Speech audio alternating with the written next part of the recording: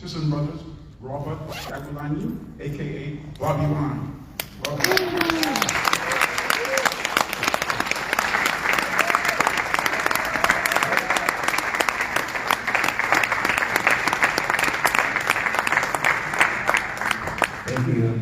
Thank you, Brother Milton. Brothers and sisters, Assalamu alaikum. Just a short while ago, when a brother was here, he spoke about the Berlin Conference. And as a black man who lives in Africa, who has witnessed firsthand the evil results of the Berlin Conference, more than 100 years after that great crime was committed, I was provoked.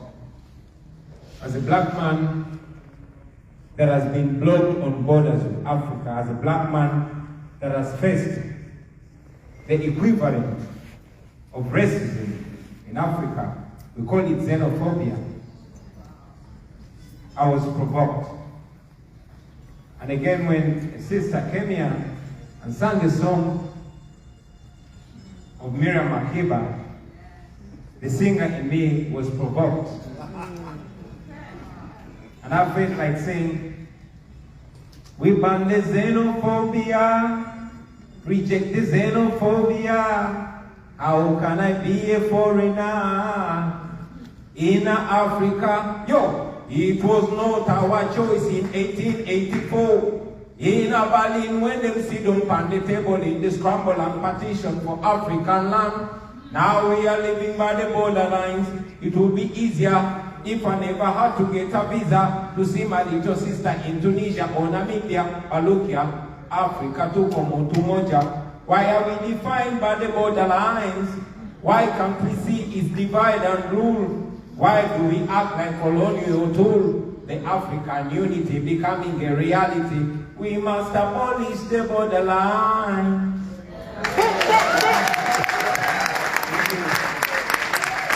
Thank you very much. Brothers and sisters, I bring you greetings from the motherland, Africa. I also greet you in the name of the people of Uganda, where I live. Africa is the continent with the youngest population on the planet, with a median age of 19 years, while Uganda has the youngest population in Africa and in the world, only second to Niger. So today, I am here to speak to you on behalf of that population. I want to thank the Institute of the Black World 21st Century for organizing this State of the Black World Conference and for inviting me to speak at this historical event. I'm very honored to be in the same space with great men and women. And just a few moments ago, I bumped into Dr. Julius Garvey, and when I shook his hand, I felt the airs of the great Marcus Mosiah Garvey, the greatest Pan-African of all time. Our brothers and sisters, 60 years ago on the 25th of May, 1963, at the founding meeting of the Organization for African Unity, OAU, which was later transformed into the African Union, AU, Dr. Kwame Nkrumah and other African leaders suggested and called for the unification of Africa. If Africa had united then, today, the theme and probably venue of this conference would be different. Many of the problems that we have in the black world today will not be there. The first and foremost of those problems is poverty.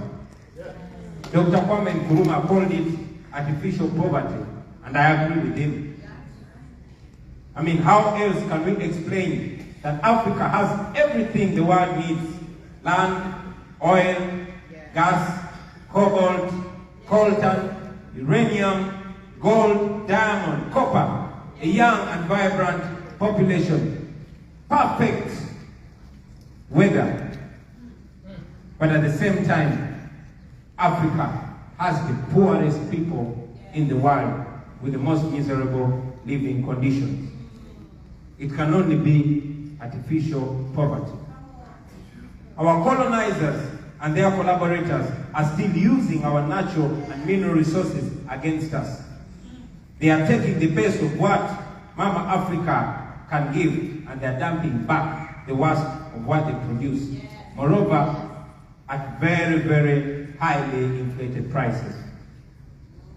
With the conditions that the IMF and the World Bank set for loans that they give to Africa, we cannot build our own factories and have integrated economic development. We cannot use our resources to manufacture products. We cannot industrialize. So our production declines as our debt burden, the burden of our debt rises. In July 1987, Thomas Sankara of Burkina Faso spoke about Africa resisting the debt collectively. And in October of the same year, he was killed. Yeah. Brothers and sisters, if we had a united Africa, we would be able to put resources together for integrated economic development. We would be able to bargain collectively for better prices for our raw materials. We would have a huge market for the products coming from our factories. We would industrialize. We would drive cars made in Africa, fly planes made in Africa, use computers and smartphones made in Africa. After all, everything that makes these products comes from Africa. But now, we import all these products and we give the wealth to the already rich countries. Brothers and sisters, the problem was diagnosed and solutions were suggested 60 years ago. Various generations have attempted to realize them, and right now, it is our turn. It is important to ask ourselves what we are doing to liberate ourselves from the dependency. I must say that many times we have been our own problem. Contestation for power has caused so much bloodshed in Africa. It has turned us against each other within our countries and also turned one country against the other, causing instability, human suffering, and divisions in Africa. It has made us weak and vulnerable. It has prevented us from building strong nations and institutions. It has delayed our unity as Africans. We cannot have a united Africa if we tolerate autocracy and dictatorships in Africa, or when we have some leaders in Africa serving the interests of our former colonial masters instead of the interests of the people of Africa.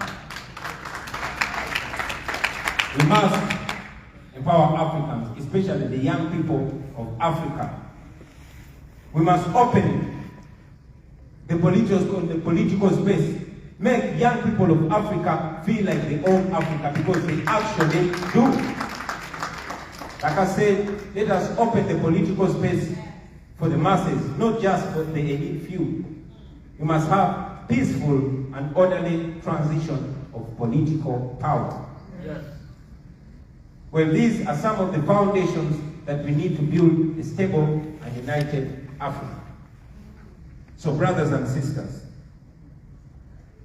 I dare to say that a united Africa would allow us to use our natural and human resources to create a global power. Africa is able to be a global power and should be a global power. Right now, millions of intelligent Africans are scattered all over the world, offering their talents and intelligence for the benefit of foreign countries just because the political environment back home is hostile to them. Africa needs healing, ladies and gentlemen. I said Africa needs healing, brothers and sisters. We must stop the destructive conflicts, and I'm very happy to see that in Ethiopia, an agreement was signed to end the hostilities. We should support them. We must also address the conflicts in other parts of Africa, including Cameroon, Somalia, Congo, and Sudan. Africa needs leading. I am convinced that we can transform Africa into what we desire, and I believe that our young people can achieve that in their lifetime. I mean, look at China. Look at them and what they've been able to accomplish in just a few decades. According to the World Bank data, in 1960, China's GDP per capita was $90, and that of Ghana in the same year was $176. Ghana, the GDP per capita of Ghana was almost double of that of China in 1960.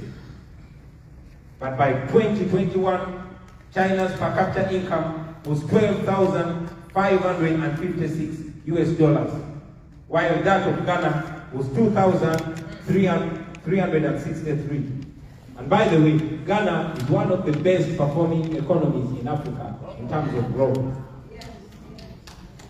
On the other hand, however, Uganda's per capita income, according to the same World Bank data, is only $823. So what is my point? My point here is that if China could become an industrial power and lift the standards of their people so rapidly, we should be able to do the same in Africa. In fact, it is Africa's resources which provided and are continuing to provide the fuel for the rapid growth in China. We must be able to use our own resources, natural, mineral, and human resources, for the upliftment of our people in Africa. But again, there comes the question: how can we build a united Africa when some of our African leaders see their own citizens as enemy for simply calling for change in governance? Although we have seen this in several African countries, I am best positioned to speak on the experience of my own country, Uganda. Brothers and sisters, Uganda, also called the Pearl of Africa, is a very beautiful and very rich East African country, but it's been under military rule for 37 years. General Yoweri Museveni captured power in our country in 1986 after leading a civil war that killed more than 500,000 of our people. He has kept himself in power by the barrel of a gun for 37 years and still counting. It is rather ironic that when he was swearing in as president, gun in the left and Bible in the right, he said, and I quote, "The problem of Africa are the leaders that overstay in power." I will quote General Museveni again. He said 37 years ago that the problem with Africa are the leaders that overstay in power. That was 37 years ago. He is still the president of Uganda. Every 5 years, he conducts sham elections and then declares himself winner. This happens in complete violation of all democratic principles. Shut down internet, military deployments, and all his opponents under house arrest or in prison. Those who dare to challenge him pay a very high price, just like we did in 2021, when I challenged and clearly won him democratically. I'll say that for avoidance of doubt, I challenged General Museveni and defeated him democratically in an election. More than 250 of my supporters were shot and killed by state security before, during, and after the election.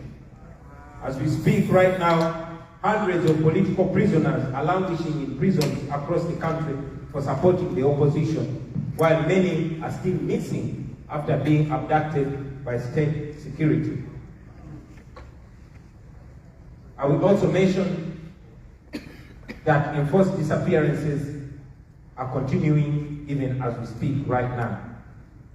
And yet General Museveni talks about being a Pan-African. A Pan-African who has invaded and plundered neighbors. The invasions, wars, and displacements have led to the death of millions of Africans. In Congo alone, the estimate is more than 6 million Africans dead.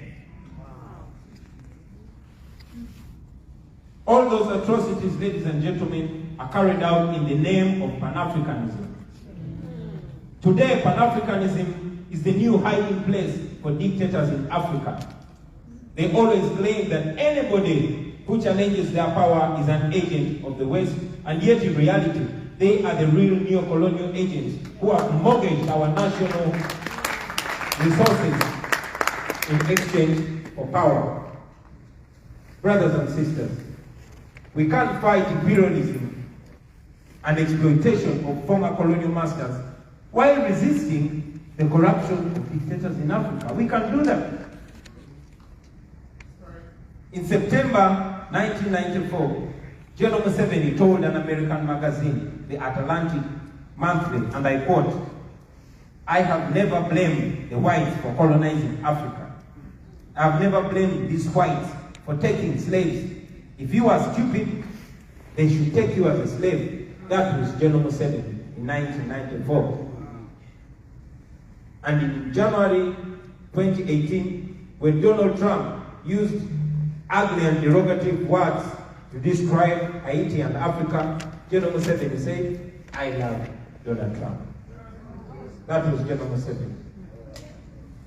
Now I hear that he's trying to reach out to some of the African American brothers and sisters in the academia to help him organize a Pan-African Congress in Uganda, of course, for public relations. I understand that he has even offered funding. Well, this is a country where Africans like myself don't even have a right to be human. Brothers and sisters, the people of Africa want to have accountable governance and to end corruption. We want to realize the dreams of our forefathers. We want to integrate with other African countries. But the major roadblock to all that is domestic dictatorships. They are sustained by the West and by institutions like the World Bank and the IMF. So, while the West sings about democracy, I believe they actually prefer to deal with dictators in Africa for as long as their neo-colonialist interests are served. Today, Total Energies of France is the biggest shareholder in an oil pipeline which runs from Uganda through Tanzania. So now we see that when Africa is in chaos, the West is in business. Say it again. Say it again. Brothers and sisters, we want a conflict-free Africa which speaks with one powerful voice that will increase the power of our just demands, including demands for reparations, for enslavement, and for colonialism. I sincerely hope that our brothers and sisters in the diaspora can follow the example of Professor Daniels. One can actually be a dedicated Pan-African while at the same time struggling for democracy and human rights in Africa. The two actually complement each other and they speed up our goal of Pan-African unity and self-determination. Finally, brothers and sisters, I want to take this opportunity at this historical event to appeal directly to all my African-American brothers and sisters.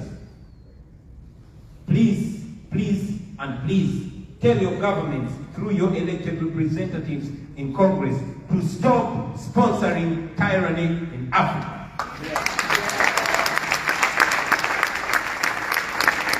Please tell your American government to stop sponsoring oppression in Africa. Please tell the US government through your elected Congress members to stop paying for our debt. The United States government currently supports the military regime of General Museveni to the tune of $1 billion every year. This is your taxpayers' money. This is money given to a tyrant with no strings attached on the issue of democracy or human rights. You are actually paying for our oppression. You are sponsoring it knowingly or unknowingly. And we are asking you to stop it because you have the power to stop it. You can't. I believe that if you reach out to your elected representatives and make this demand, you can help us change things. On behalf of the people of Uganda, those that are living and those that are dead, on behalf of the women and the young children of Uganda, on behalf of my brothers and sisters that are missing, on behalf of the people of Uganda that are languishing in prison with no trial, no charge, and no crime whatsoever, we are asking you to please help us in our struggle for freedom and democracy so that we can also be useful in the bigger struggle for liberating and unifying Africa. Thank you very much for being here.